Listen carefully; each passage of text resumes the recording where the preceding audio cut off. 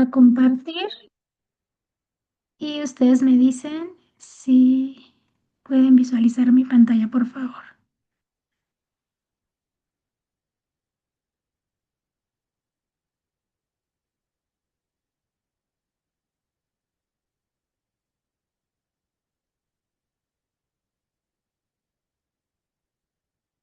Ahí pueden visualizar.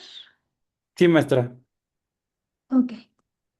Si ven que la imagen se traba o que de repente se va al internet, voy a eh, apagar la cámara para hacerlo más rápido. Por lo pronto la voy a dejar encendida.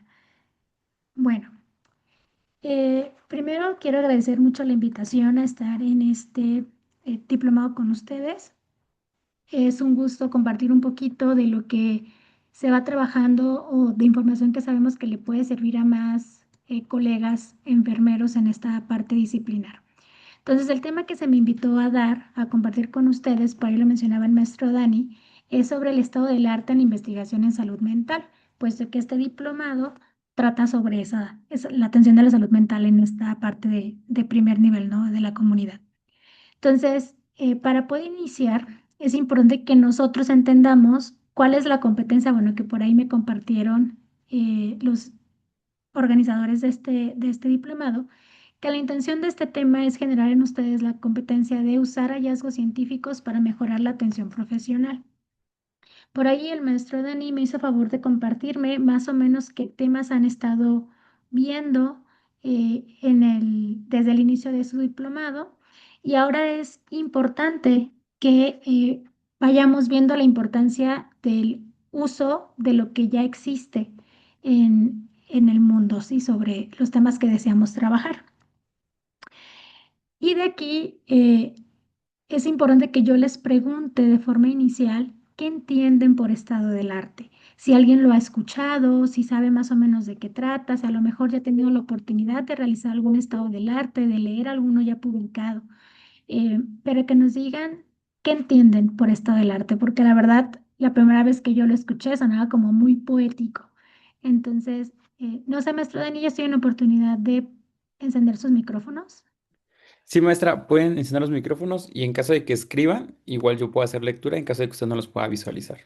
Ah, ok, gracias. Entonces no sé si alguien, porque ahorita no los puedo ver porque estoy compartiendo, entonces alguien que me quiera decir, qué entiende por estado del arte.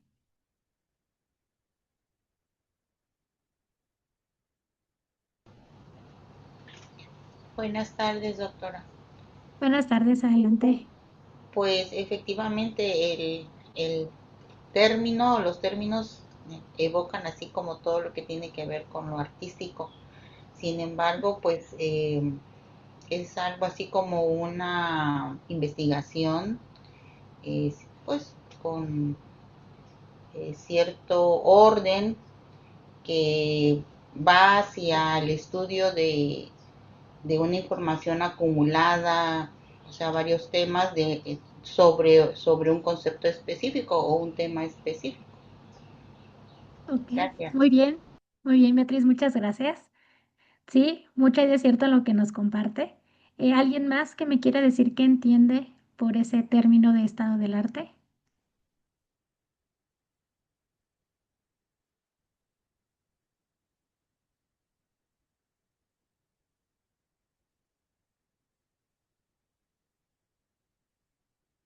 No, bueno, si no, espero que al final de esta presentación podamos hacernos una idea de a qué nos referimos cuando escuchamos hablar del estado del arte, ¿sale? Si bien por ahí nos decía la compañera o la colega Beatriz que nosotros, bueno, que ese término evoca algo como muy artístico, para el uso de la investigación, el enfoque es otro, no es tan artístico como queríamos que es. De hecho, por ahí en algunos autores hay todavía esta discusión en si esto del arte es la mejor forma de dirigirnos a lo que les voy a platicar. Pero por lo pronto, la discusión va en que también es útil utilizarlo. Por definición o de forma general, el estado del arte va a ser una revisión crítica y ordenada de lo que ya se ha investigado sobre un tema específico. Yo quiero pensar que a lo largo de todos estos meses que han llevado este diplomado, más de alguno, la intención de tomarlo es ir pensando tal vez en qué área de salud mental me gustaría trabajar específicamente. Entonces, para nosotros poder iniciar una investigación formal sobre X tema, en este caso, que tema abordado desde la salud mental, tendríamos que saber qué se ha investigado para ver en qué podría yo abonar. Sí, entonces vamos a encontrar muchas definiciones sobre lo que es el estado del arte, pero una de ellas es de Swartz, que nos dice que el estado del arte descubre conocimiento nuevo al revisar la literatura relacionada con el objeto de estudio que a mí me interese. En relación a esto, determina cómo, cuándo, dónde y por qué se ha resuelto el problema de investigación, además de determinar la vigencia de este tema y cuánto se ha avanzado y qué se viene trabajando. Para yo poder definir, se van a dar cuenta ustedes, por ahí me parece en su última sesión del diplomado, que habla un poquito más de la investigación aplicada, que cuando nosotros proponemos un tema de investigación, debemos de saber justificar por qué es pertinente que yo aborde este tema. Sí ha habido cambios a lo largo del tiempo, no solamente en cuestiones de salud, hay puntos históricos que van abriendo o líneas de investigación o van cerrando algunas, ¿sí? Por ejemplo, yo puedo pensar que una de las líneas que a lo mejor ahorita no va a ser tanto de salud mental, que por un tiempo estuvo cerrada, pudo haber sido la viruela, porque era una enfermedad, bueno, es una enfermedad que estaba erradicada. Si por ahí empieza a haber casos de viruela nuevamente, pues entonces es una línea que se reabre. Pero hay temas que de repente, por su punto histórico, van ya no siendo pertinentes indagar y que entonces es mejor voltear a ver otros problemas, ¿sí? Lo mismo pasa con la salud mental, que a diferencia de otros, pareciera que en los últimos años va en aumento en lugar de decremento, ¿sí? Pero al final de cuentas va a ser una revisión de literatura que haremos.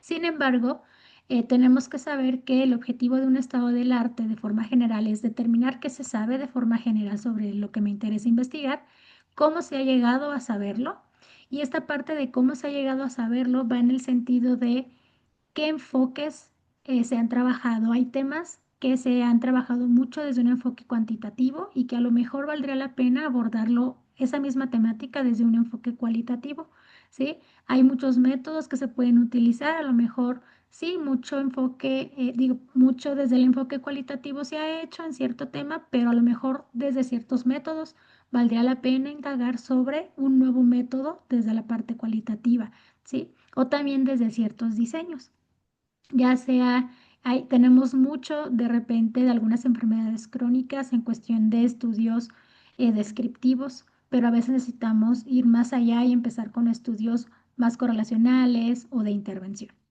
Y también es importante porque el otro objetivo es que yo logre identificar como investigador qué falta por investigar sobre esta temática. A lo mejor es un punto muy pequeño de inflexión que yo no he considerado, y la ventaja de saber qué falta por investigar es que también voy a poder acotar bastante lo que quiero hacer.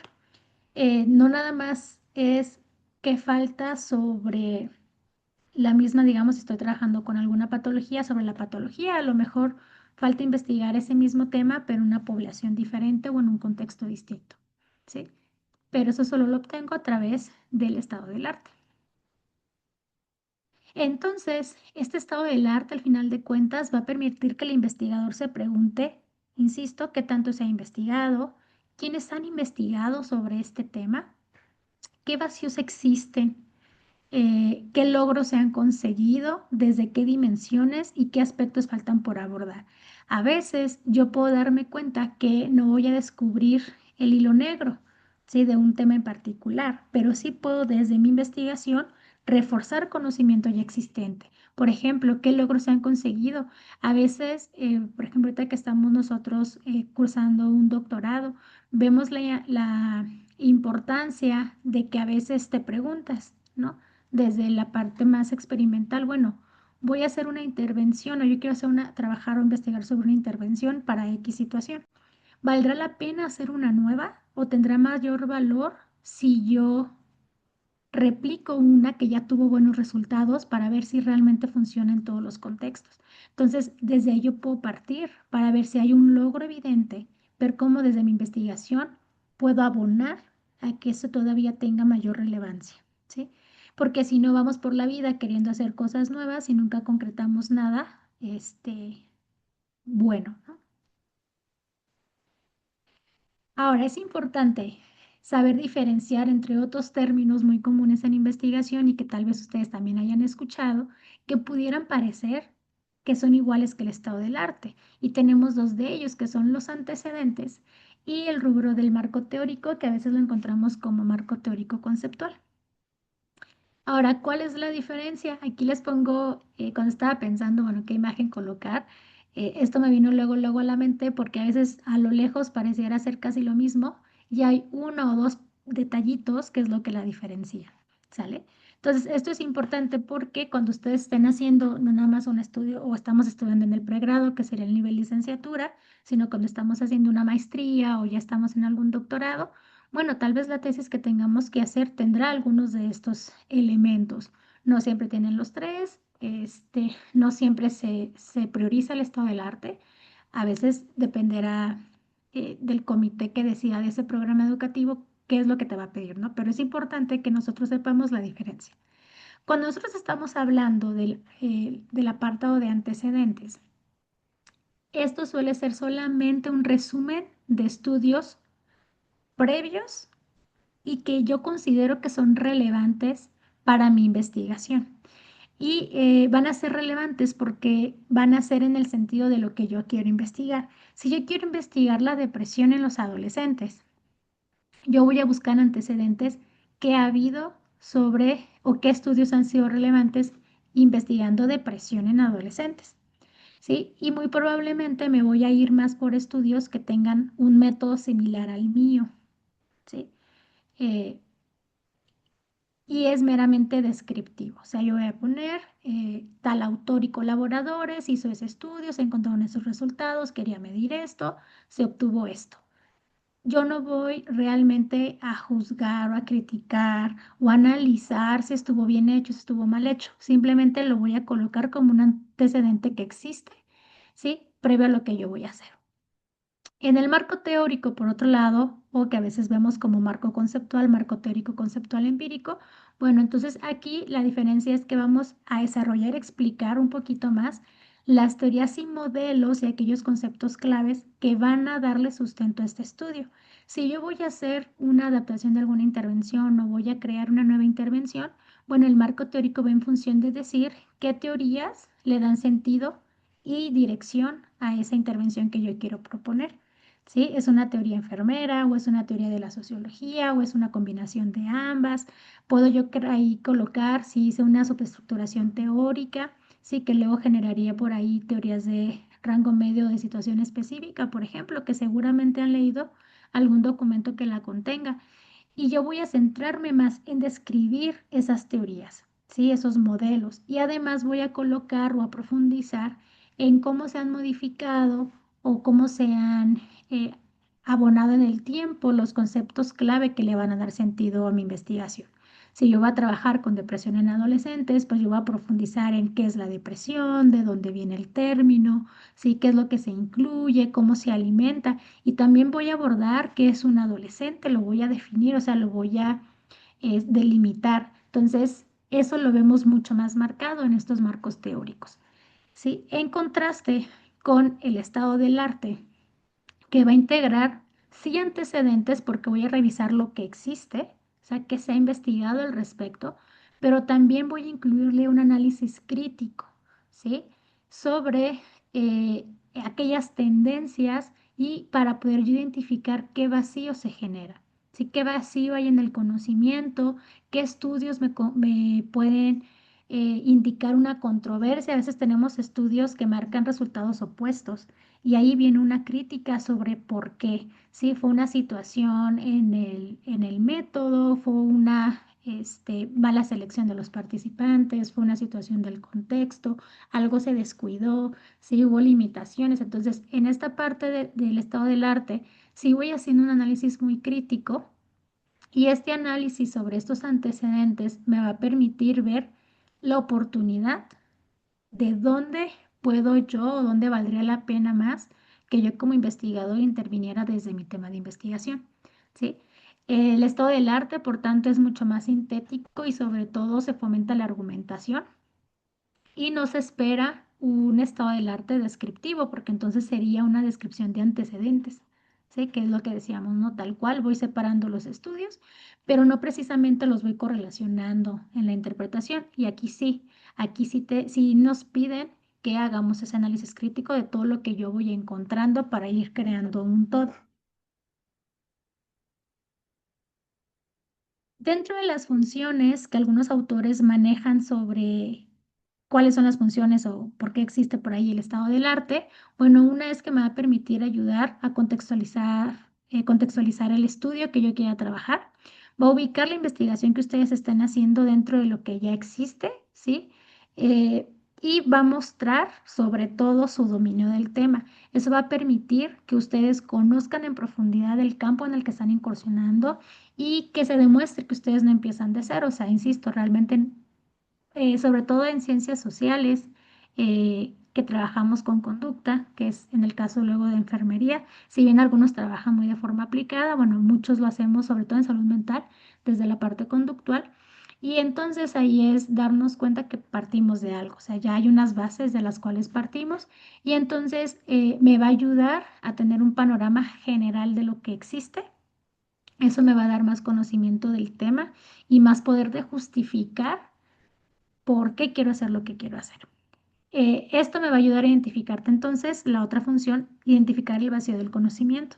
Sí, porque a la hora de que yo hago la crítica sobre de qué métodos se utilizaron, qué enfoques se utilizaron, en qué contexto se llevaron a cabo esos estudios y donde yo a lo mejor puedo analizar de forma crítica por qué dos estudios sobre lo mismo obtuvieron resultados distintos o muy distintos, puede ser explicado desde el contexto en el que fueron realizados. Entonces, esta identificación de los vacíos me va a señalar qué aspectos no han sido estudiados de forma específica o no han sido totalmente abordados, o lo que les decía, ¿no? Que tiene resultados contradictorios, que valdría la pena volver a hacer un estudio similar para ver mi resultado hacia que lo de la balanza se inclina, ¿sí? Y de ahí van a soler derivarse entonces el problema de la investigación y los objetivos. Lo que ustedes encuentren de su estado del arte o concluyen en su estado del arte va a ser gran fundamentación para evidenciar su trabajo y sí les va a dar algunas pautas sobre cómo se encuentra el problema per se.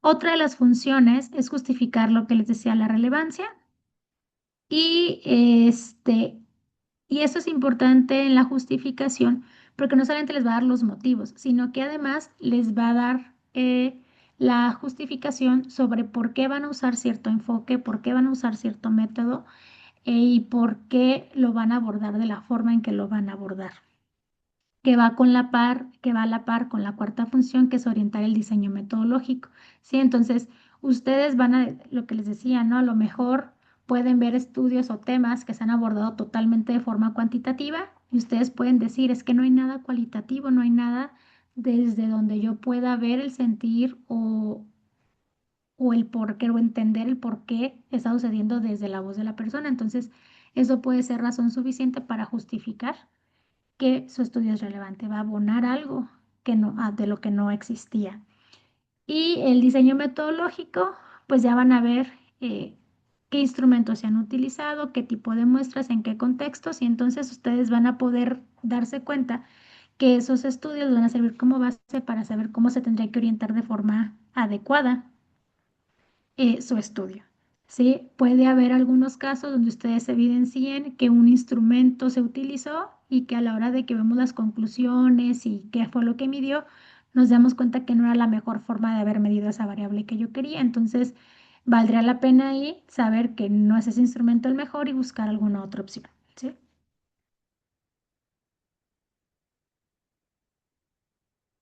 En conclusión de esta primera parte, el estado del arte va a ser una investigación documental y va a tener como objetivo justo recuperar y trascender el conocimiento acumulado sobre un objeto de estudio específico, ¿sí?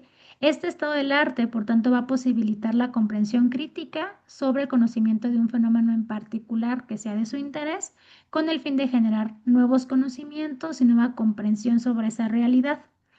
Este estado del arte va a permitir entonces que ustedes adopten o desarrollen una perspectiva teórica a partir de esta revisión el análisis crítico y la interpretación de los documentos que ustedes van a encontrar. Nos vamos a dar cuenta ahorita que yo les platique un poquito sobre la metodología para realizarlo, que nosotros podemos encontrar o no basarnos solamente en artículos científicos, ¿no? Podemos tomar también libros que se han escrito sobre ese tema, o algunas otras fuentes que también me van a servir desde monografías, dependiendo del tema que yo esté trabajando, ¿no? Dentro de las metodologías para la construcción del estado del arte, la mayoría de los autores coinciden en que es necesario hacer uso de la heurística y la hermenéutica. Sí, tal vez por ahí los han escuchado estos dos términos porque son muy usados sobre todo en investigación cualitativa. Pero en este caso, de forma muy rápida, les explico la parte de la heurística. Significa descubrir, encontrar o indagar eh, información, ¿sí? Desde documentos o en fuentes históricas. Es solamente la parte de la búsqueda, ¿sí? Y la hermenéutica, por otro lado, va a ser la metodología que me va a dar oportunidad de explicar, traducir, interpretar y explicar las relaciones existentes entre un hecho y un contexto en el que se acontece, ¿sí? Entonces, con la parte de la heurística yo voy a poder buscar la información y con la hermenéutica voy a poder interpretarla y darle sentido desde ciertas relaciones, ¿sale? Entonces, van de la manita. Esta hermenéutica incluye la comprensión y la interpretación. Hay autores, filósofos como uno que se llama Gadamer, que decía que al final de cuentas el comprender un fenómeno o para comprender un fenómeno estás obligado a interpretarlo. ¿Sí? Entonces son dos conceptos que van muy de la mano. Para esto, algunos, la autora de Swatch y de Londoño, creó visualmente este esquema que le llama ruta para la construcción del estado del arte, partiendo como referente la heurística y la hermenéutica. Entonces nos dice que en la parte de la heurística voy a pasar por 6 fases, que después me va a hacer brincar la hermenéutica con sus últimas 3 fases que vamos a explicar a continuación. En la parte de la preparación, me dice que ustedes, primero para poder iniciar a pensar en un estado del arte, hay que identificar y seleccionar primero el área o tema que yo deseo investigar. Entonces tengo que hacer una primera delimitación sobre qué me interesa conocer, porque hablar realmente de algo tan general, supongamos, ¿no? Como quedó el tema el tema que les estoy compartiendo hoy, estado del arte de la investigación en salud mental. Si yo hiciera una investigación o realmente un estado del arte sobre la investigación en salud mental, me llevaría demasiado tiempo porque salud mental es hablar de un montón de temas en un montón de contextos, en un montón de grupos, ¿sí? Y sería infinito, o sea, será demasiada información. En cambio, yo tengo que delimitar preferentemente, ¿qué parte de la salud mental me interesa? Me interesa a lo mejor la salud mental en mujeres, en hombres, en trabajadores, en amas de casa. Lo puedo también cerrar a grupos de edad. Me interesa en niños, en adolescentes, en adultos mayores, ¿sí? Pero lo voy delimitando y también lo puedo yo delimitar aún más a qué problema de salud mental. A la parte preventiva, a la parte del tratamiento, a lo mejor de la depresión, a lo mejor de la ansiedad o de alguna otra situación, de la neurodivergencia, por ejemplo, ¿sí? Esto me va a ayudar porque me va a permitir definir un objetivo de investigación y saber sobre qué tema voy a buscar, qué áreas temáticas van a incluir ese tema central y me va a ayudar con el lenguaje básico común que se va a utilizar, ¿sí? Nosotros vamos a hacer en esta parte de preparación un plan de búsqueda, ¿sí? Sobre nada más para buscar información, sino que tengo que definir con qué palabras voy a hacer esa búsqueda, ¿sí? Pero es la primera parte de la preparación. Después viene la parte de la exploración.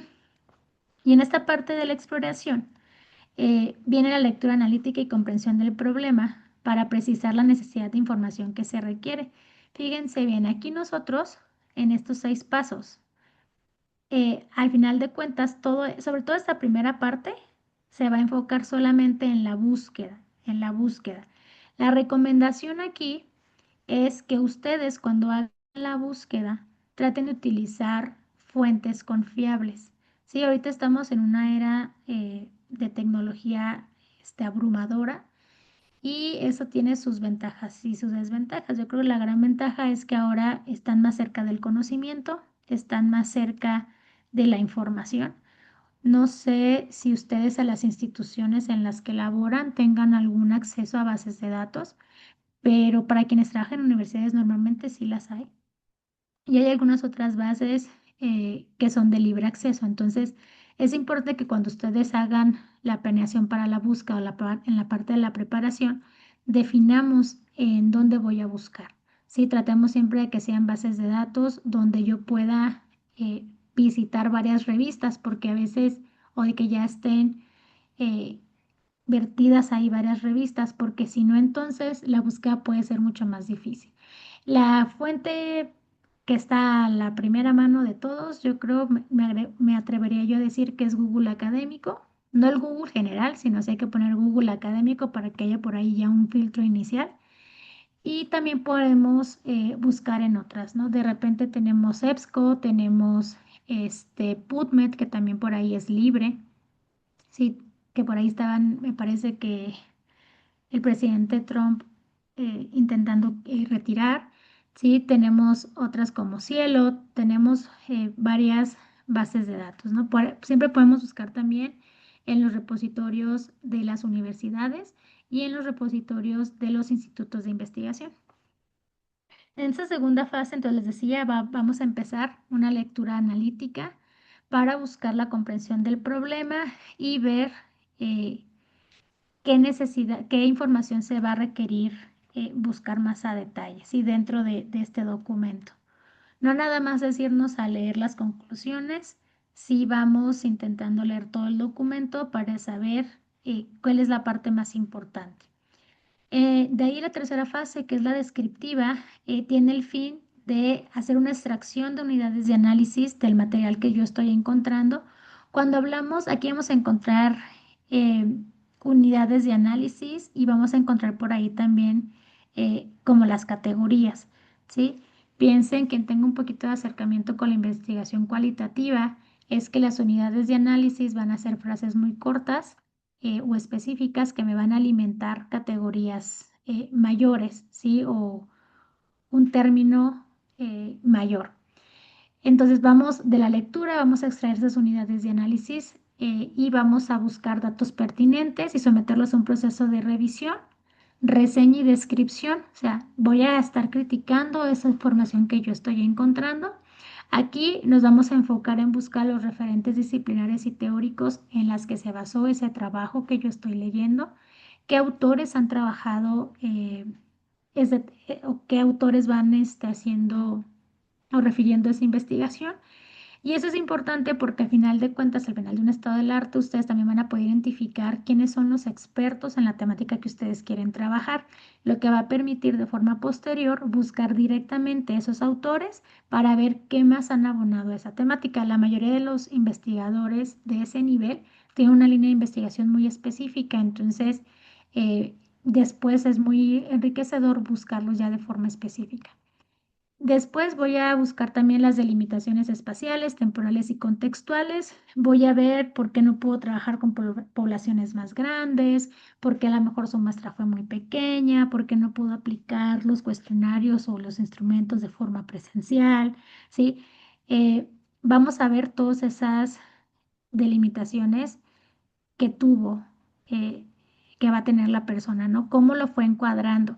Esto porque es importante. Si yo veo que una delimitación contextual es la parte geográfica, obviamente, entonces yo puedo ver, híjole, de toda la información que yo encontré, todo está hecho en Europa, todo está hecho en Europa. Entonces, eso es importante porque quiere decir que hay un vacío del conocimiento sobre el abordaje de esa temática o ya sea en Latinoamérica o en México o en su estado, ¿no? Si nos vamos más específicamente.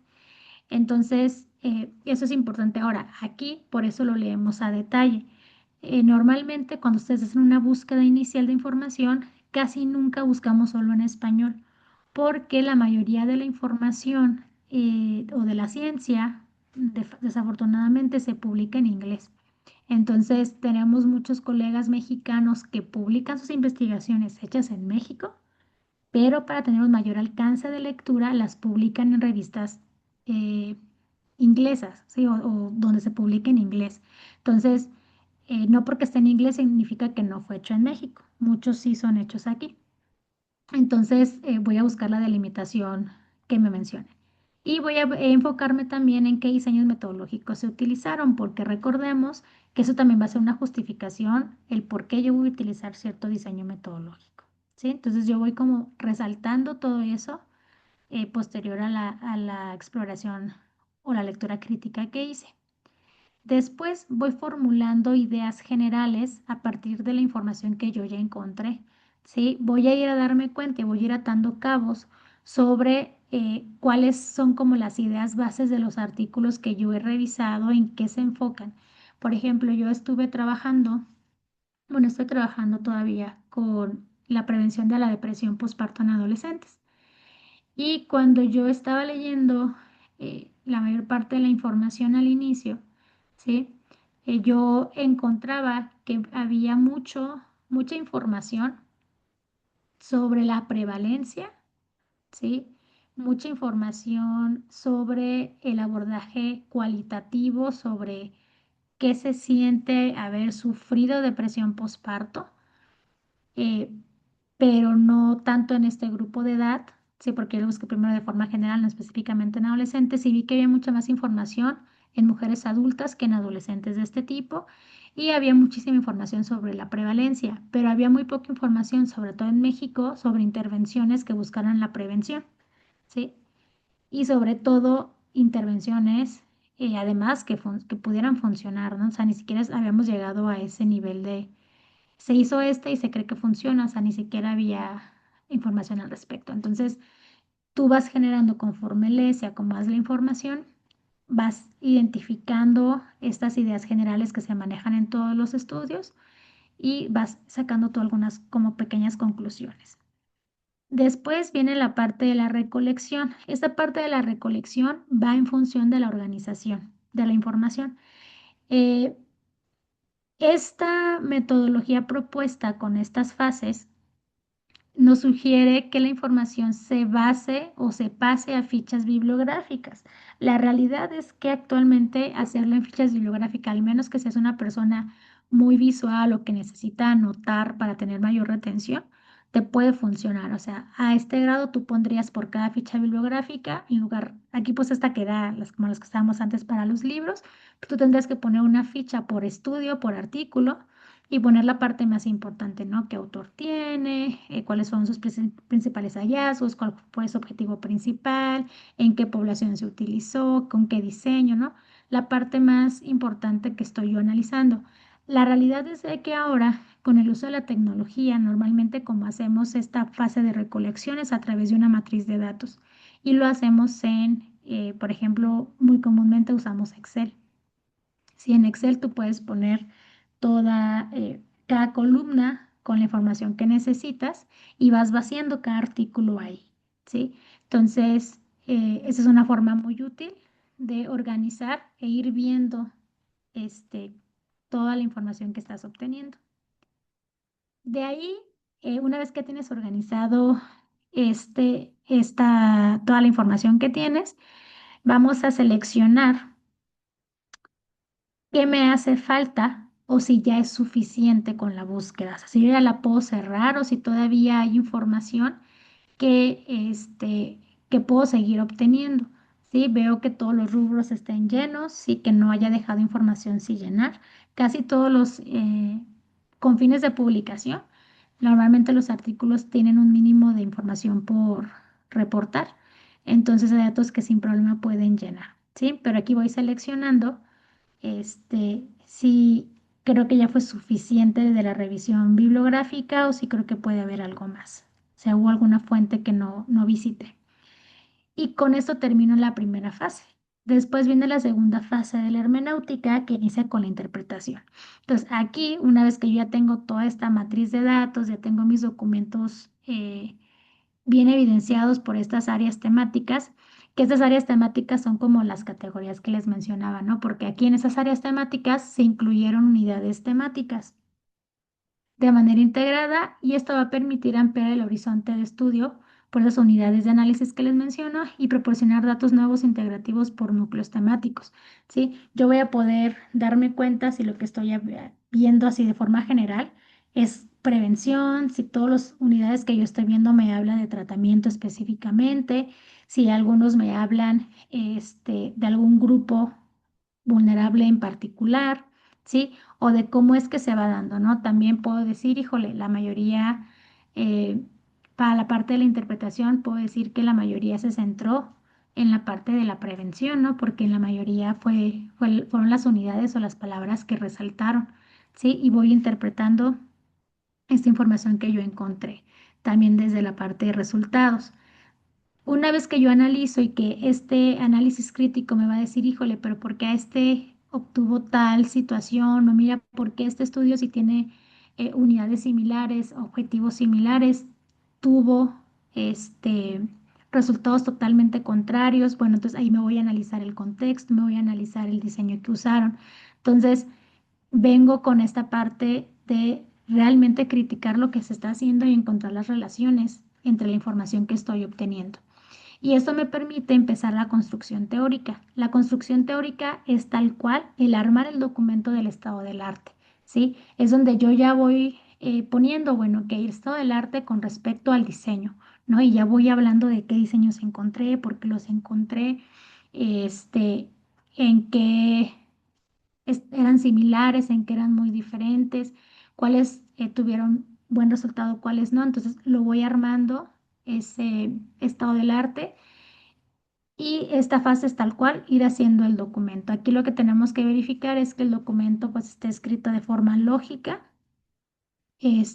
no estar haciendo como la técnica de repente de peloteo, le llamaba creo por ahí un profesor, que era de estarme regresando, revisando como la misma información. Sí, entonces le voy ordenando de cierta manera para que yo no pase de la información que debe ser. Tengo después como última fase la publicación. Y en esta parte de la publicación, pues es ya la construcción teórica que hice, y es este documento, mandarlo por una revista para poder trabajar. Una disculpa por ahí los ladridos, es que alguien parece que estás tocando. Pero bueno, en esta parte de la publicación es eso, dar a conocer a la comunidad científica los resultados que yo tuve de ese estado del arte que ya concluí y que está bien trabajado. ¿Sí? Entonces, todos sí lo consideran que la fase termina, ¿no? Este procedimiento termina cuando lo publicas, porque si tú vas a hacer un trabajo del arte, lleva tanto trabajo, tanta crítica, tanto análisis para dejarlo en el café, pues es como conocimiento desperdiciado, ¿no? Pero yo trabajo desperdiciado. Entonces, si lo publicas y va más allá de colocarlo en tu trabajo, puede ser la luz que a lo mejor alguien más necesita para ayudarle también a justificar que se quiere trabajar una parte, ¿no? de esta realidad que tenemos. Entonces, pues, sí podemos encontrar estados del arte publicados sobre temas específicos en salud mental y ahorita les voy a compartir algunos recientes. Es aquí como de forma general, aunado a estas fases, les comparto algunas recomendaciones, ¿sí? La primera recomendación es justo eh, realizar la búsqueda sistemática. Les decía yo, en bases de datos hay que tener bien mucha claridad sobre qué criterios de inclusión y exclusión, o sea, qué voy a incluir, qué trabajos voy a incluir, en qué idioma voy a poder incluir, este, de cuánto tiempo atrás, ¿sí? Ustedes, bueno, por ahí cuando están haciendo un trabajo de tesis o un trabajo escolar, normalmente se pide que las fuentes no sean de más allá de 5 años, ¿sí? Por ahí puedo todavía encontrar como mucha, ¿cómo llamamos? Mucha discrepancia entre realmente si 5 años es suficiente o puede ser un poco más de tiempo justificando el por qué es importante ir más atrás, ¿sí? Entonces, ustedes pueden definir alguna situación también en particular que no sea o que haya sido relevante en la historia para pensar que ese es un buen tiempo. Por ejemplo, todas las investigaciones que han surgido después del COVID sobre salud mental, sí, cómo la pandemia afectó la salud mental de las personas, entonces valdría la pena ya no cerrarlo un poquito a 5, tal vez irnos sí a los 6 años, que por ahí empezamos en 2020 con la pandemia, si no me equivoco. Entonces, ya valdría la pena decir por qué hice mi estado del arte, porque busqué información de 2020 a la fecha y no de 2021 al 2025, ¿sí? Pero sí tenemos que hacer como nuestro plan de búsqueda para poder considerar esta información relevante. Yo les decía, normalmente cuando yo hago una revisión bibliográfica para cualquier situación, ya sea una revisión sistemática, tal vez estado del arte o lo que sea, eh, yo procuro, yo en lo personal, siempre incluir idioma de español, inglés y portugués. Los demás veces los excluyo un poco porque son menos comunes, al menos que me interesara investigar algo oriental, digamos, incluiría alguna lengua oriental. Pero realmente a nivel mundial, la mayor cantidad de publicaciones en enfermería se publican en inglés y en portugués, porque Brasil es un gran eh, país que genera publicaciones. ¿Sí? Entonces, esa es la primera recomendación. Hagamos una buena búsqueda, porque eso me va a permitir tener información valiosa con la cual voy a poder trabajar y analizar. Organizar los estudios por temas, por enfoques, por población, por grupo de intervención y por contexto. Esa es una recomendación porque esto permite que de forma general su mente se vaya organizando. Sí, por lo menos a mí eso me va ocurriendo, ¿no? Que cuando tengo tanta información de tan diferente y luego de repente veo algo preventivo y ya leí otros 6 y luego otra vez regresa a la prevención, como que me cuesta más trabajo. Entonces, de repente el poder hallar una forma de decir, bueno, primero leo todo lo cuanti, luego leo todo lo cualitativo y dentro de eso cualitativo, primero veo lo que se enfocó en, no sé si estoy trabajando depresión general en mujeres. Bueno, primero veo lo que trabajó con adultas, después veo lo que trabajó, quienes trabajaron con adolescentes. Sí, o sea, voy subdividiendo la información para que a la hora de que yo voy leyendo sea más fácil generar estas líneas o estas ligas entre cada trabajo, ¿sí? Es importante que conforme vayamos leyendo, vayamos comparando y contrastando, ¿sí? Cuando ustedes estén haciendo su documento del estado del arte, no nada más decimos como en los antecedentes, ¿no? El autor fulanito encontró que la depresión ocurre en su mayoría en la cuarta semana. La depresión postparto ocurre mayormente en su cuarta semana, postembarazo, perdón, posparto, ¿no? Sino que tengo que decir cómo se relaciona lo que dijo ese autor con lo que dicen otros autores, ¿sí? Vamos haciendo ese tipo de contraste, porque si yo nada más digo lo que un autor encontró y no opino, no refuto, no analizo, entonces lo que estoy haciendo es un apartado de antecedentes, ¿sí? Que no es la intención en este momento. Y la última recomendación es que cuando terminen el apartado o esta parte del estado del arte, siempre señalen o terminen señalando cuáles fueron los vacíos del conocimiento, ¿sí? ¿Qué hizo falta o qué temas hizo falta abordar, desde qué enfoques, desde qué pequeñas aristas, para que de ahí después lo puedan ligar a cómo es que esa investigación aporta algo nuevo? Nosotros esperaríamos que en esa listita que ustedes hagan de qué hizo falta o de dónde más se puede ver ese problema, sea su aportación, ¿sí? Para que sepamos que es algo nuevo que se va a incluir a ese estado del arte, a ese conocimiento que ya existe sobre la temática, ¿sale? Para poder encontrar muchas por ahí investigaciones documentales de este tipo. Por ahí yo estuve buscando algunas que hablan específicamente de salud mental y me encontré con estos, ¿no? Como de los más relevantes. Este es uno, el de el estado del arte sobre la investigación en Europa para reducir la exclusión social y el estigma relacionado a la salud mental. Esta fue un mapeo sistemático de la literatura, sí, porque en este mapeo sistemático te van diciendo qué es lo que más se encuentra en la literatura. Bueno, y aquí está muy contextualizado en Europa, ¿no? Tal vez valdría la pena que una vez de leer si no hay otro, alguien de ustedes se anime a hacer uno, pero de a lo mejor México, de Latinoamérica, ¿sí? Para ver qué se ha hecho con respecto a esta reducción de la exclusión social y del estigma relacionado con la salud mental. Y este otro que es el estado del arte basado en la población sobre la actitud sobre la salud mental.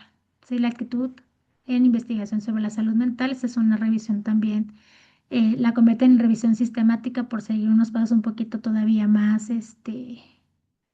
más rigurosos, ¿sí? Sobre todo en el sentido de que no nada más hago una lectura crítica del documento, sino que además lo tengo que contrastar con instrumentos de riesgo de sesgo de cada una de las investigaciones, ¿no? Por eso pasa a ser después una revisión sistemática.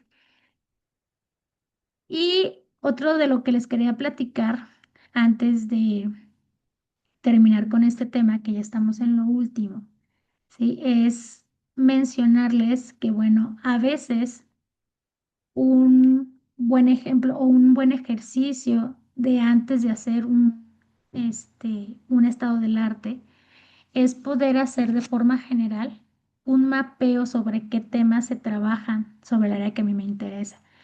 Aquí puede haber dos situaciones. Una es que si ustedes tienen un espacio, bueno, yo quiero suponer para empezar, y va a ser una suposición personal, que a todos ustedes que están incluidos en este diplomado les interesa de cajón la salud mental, ¿sí? Porque están en este diplomado particularmente de salud mental. Entonces, aquí puede haber alguien que no precisamente sepa todo o su primera idea de abordaje de salud mental sea la parte comunitaria, pero a lo mejor está aquí para saber, bueno, qué se puede trabajar desde la comunidad, ¿no? A ver si se empata con lo que yo quiero. Me doy cuenta que la parte comunitaria, pues no me convence. Bueno, si yo ya sé que a mí me interesa la salud mental, desde la parte comunitaria, desde su abordaje comunitario, yo podría hacer un- una búsqueda así muy general sobre saber qué se investiga de la salud mental en la comunidad particularmente, qué temas, eh, sí, qué temas, desde si es solamente la parte preventiva, si hay intervenciones propiamente de tratamiento desde la comunidad, sí, qué grupo se trabaja más, bueno, etc., etc. Y después de que yo encuentre esto, pueda definir la temática específica y ahora sí es un estado del arte mucho más específico sobre lo que yo quiero trabajar para ver de dónde tengo que partir. A lo que voy es que buscando yo eso me encontré este artículo del año pasado, de octubre del 24, que justamente habla desde, hace un mapeo de utilizando los bibliométricos de Google Trends sobre qué más se busca desde Google Trends, en Google, qué más se busca sobre la salud mental, ¿sí? Obviamente aquí hay que considerar que no precisamente tienen que ser investigadores quienes hacen las búsquedas, es como la búsqueda en general que se hace. Se los dejo aquí por si lo quieren buscar y leer, si es que todavía no saben qué quisieran empezar a trabajar. Pero se me hizo súper interesante porque nos decía este estudio que desde la parte bibliométrica, los autores de este artículo muestran que las palabras clave más frecuentes cuando buscamos en Google, por lo menos hasta el año pasado, eran salud mental, COVID-19, depresión, ansiedad, suicidio y redes sociales, ¿sí?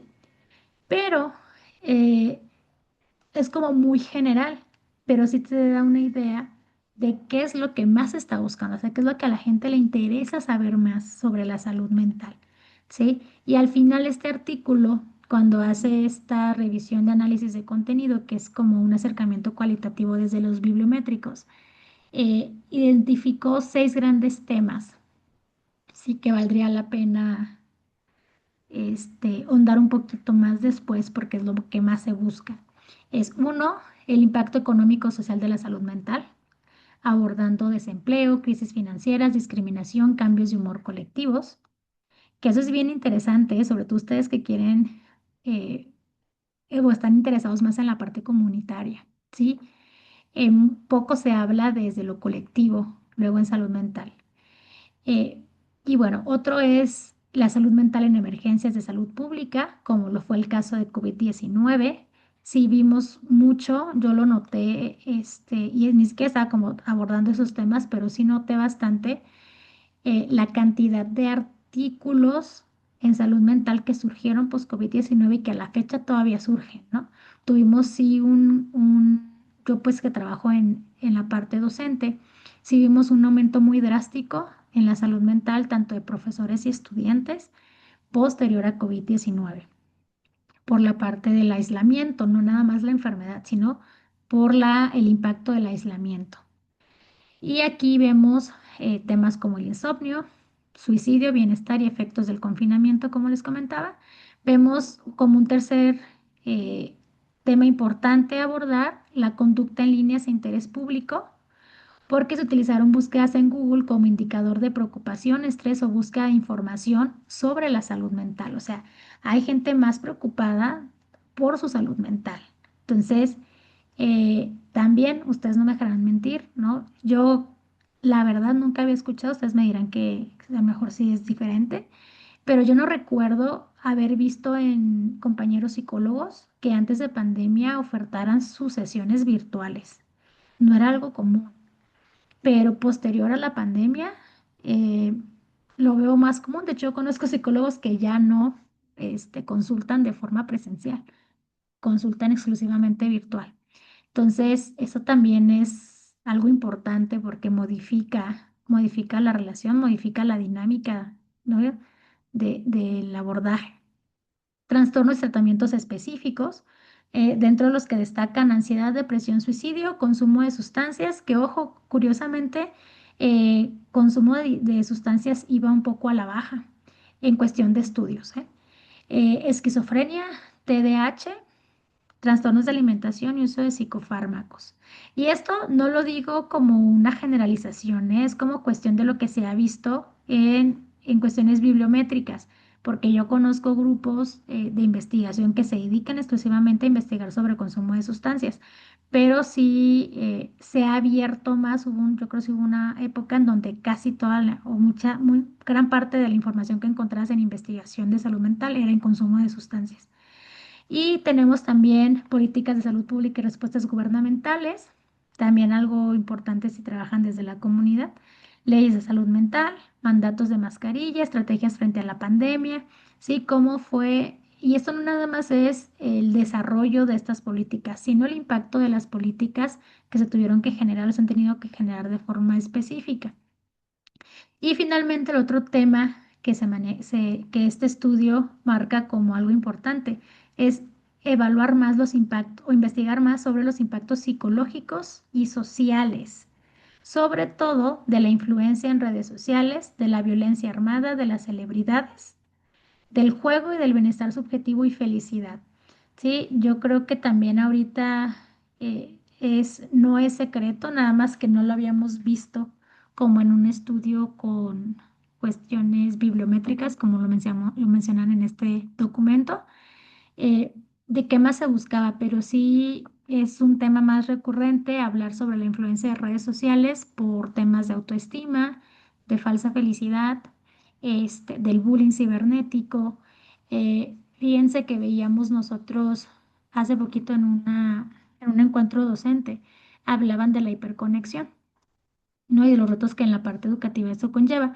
Pero nos llamaba mucho la atención porque decían que había ahorita, cada vez había más casos de personas enamorándose de la inteligencia artificial.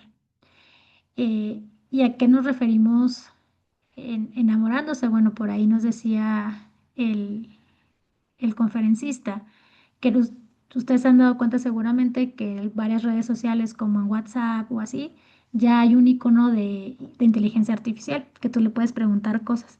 Entonces nos decía que cada vez es más común que algunas personas empiecen a hablar con esta inteligencia artificial como si fuera una pareja, ¿no? Y nos ponía el ejemplo de que luego le decían, hola, buenos días, mi amor, ¿cómo estás? ¿No? Y la aplicación les contesta de la misma forma. ¿no? Entonces, sí, pues muy bien, mi amor, ¿tú cómo estás? Que tengas lindo día. Entonces empiezan a tener como esta conversación y están alimentando un algoritmo que lo que busca es dar respuesta a lo que nosotros queremos.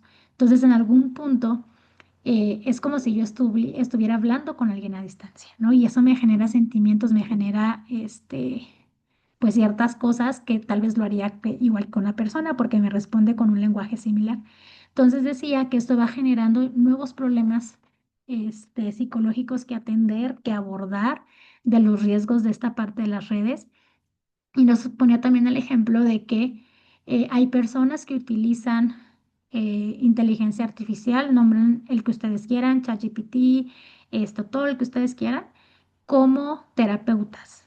Entonces también nos decía que en Estados Unidos creo que había como 2 o 3 casos registrados de personas que se habían suicidado porque llevaban terapia con inteligencia artificial y en algún punto la inteligencia artificial les dijo que pues ya no había nada más que hacer, que podrían ellos considerar quitarse la vida y lo hicieron. Entonces son cuestiones que a lo mejor antes no veíamos, que nunca pensamos que pueden llegar a pasar, pero que se están dando, ¿no? Y viene de este impacto psicológico social tan interesante, ¿no? Que podría ser muy rico de aprender y que tal vez tenga todavía muchos huecos del conocimiento versus los anteriores que les mencioné, ¿no? De los otros 5 temas. Creo que este último es el que puede generar mucho, mucha tela de donde cortar para todos los que trabajan desde la parte también comunitaria. Entonces, bueno, por mi parte sería un poquito de todo lo que les quería platicar. No me quería tampoco extender mucho en el tiempo. Yo los invito a que ustedes puedan revisar o buscar algunos estados del arte ya publicados también para que vean más o menos cómo se visualiza esto que les comento de la argumentación, de la búsqueda sistemática, este, para que puedan ustedes considerar cuando decidan hacer una investigación o proponer una investigación, realizar este trabajo. De hecho, yo creo que el hacerlo desde antes de querer iniciar un posgrado sería ideal, ¿no? Para que ya lleváramos como eh, la base bien clara sobre qué quiero trabajar y por qué lo quiero hacer. Porque si seamos realistas, se ocupa tiempo y dedicación para hacer un buen estado del arte. O sea, no es algo que se da en 2 días. Entonces, muchas gracias. Quedo por ahí, no sé, Dani me dirá si hay espacio para preguntas o algo que quieran comentar. Muchas gracias. Hola maestra, buena tarde. Sí, tenemos el espacio por si tuviéramos alguna pregunta de nuestros participantes. Vamos a visualizar aquí en el chat. O si alguien quisiera abrir el micrófono, también es libre de poder hacerlo. Gracias.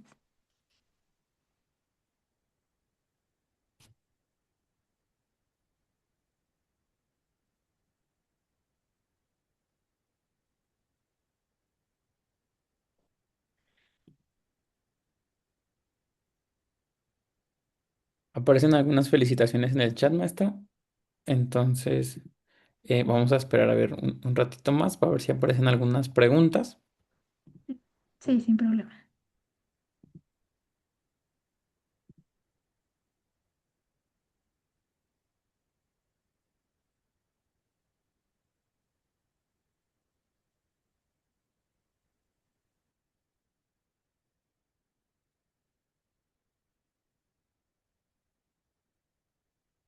Siguen apareciendo las felicitaciones y la parte de que hacen referencia a que todo fue muy claro, creo que ayudó demasiado a que esta parte no fuera tan presente en estas circunstancias, pero creemos que la explicación a detalle de los puntos, el refuerzo y la parte de impartir e integrar conceptos ayudó a que ellos pudieran comprender con una mayor facilidad. Aparecen algunas y otras felicitaciones tras la ponencia, entonces creo que no tendremos esta parte de rondas de preguntas.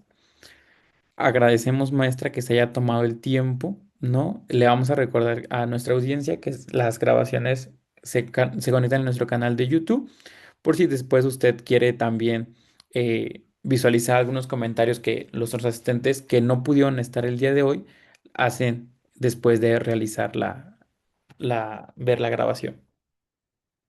Ok, muchas gracias, maestra Dani.